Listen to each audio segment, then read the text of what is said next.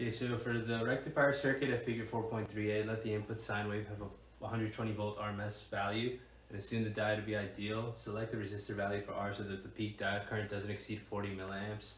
And then what's the greatest reverse voltage that appears across the diode? Alright, so hopefully you understand how the ideal diode works by now. If you don't, look into that. Maybe check out my video for 4.1.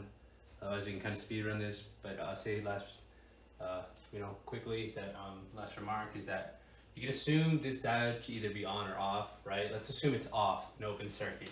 So if it's an open circuit and we're taking this to be the reference as ground, this whole node voltage is going to be 0 volts. So what happens is this is 1 volt, 2 volts, 3 volts, anything greater than 0 volts. Well, this is going to be a node voltage greater than 0, so it's going to conduct current, and so it'll short. In fact, it won't be an open circuit. So during the positive, anything greater than 0, this is going to conduct.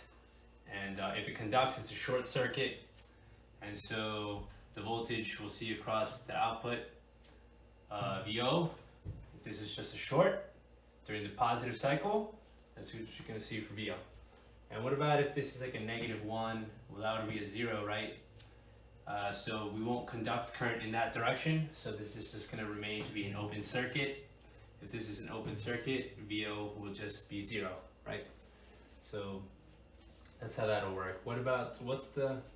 Select the resistor R so that the peak current is 40 milliamps. That's easy. So the current I will be equal to VO over R, or the peak current would be where the peak voltage is divided by R. And we don't want that to exceed 40 milliamps. You can see what I'm trying to say. So in that case, R will equal 3 kiloohms. Alright, and what about the greatest negative voltage that appears across the diode?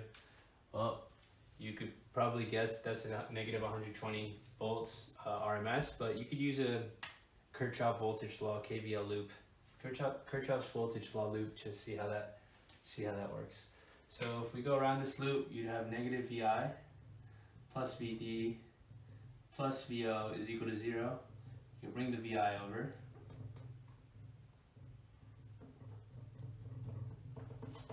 And so you have that VD plus VO is equal to VI. Well, here's VI, here's VO. And so VD would have to be like this. 0, and then this negative part, and then so the peak negative voltage would be negative 120 VRMS. There you go.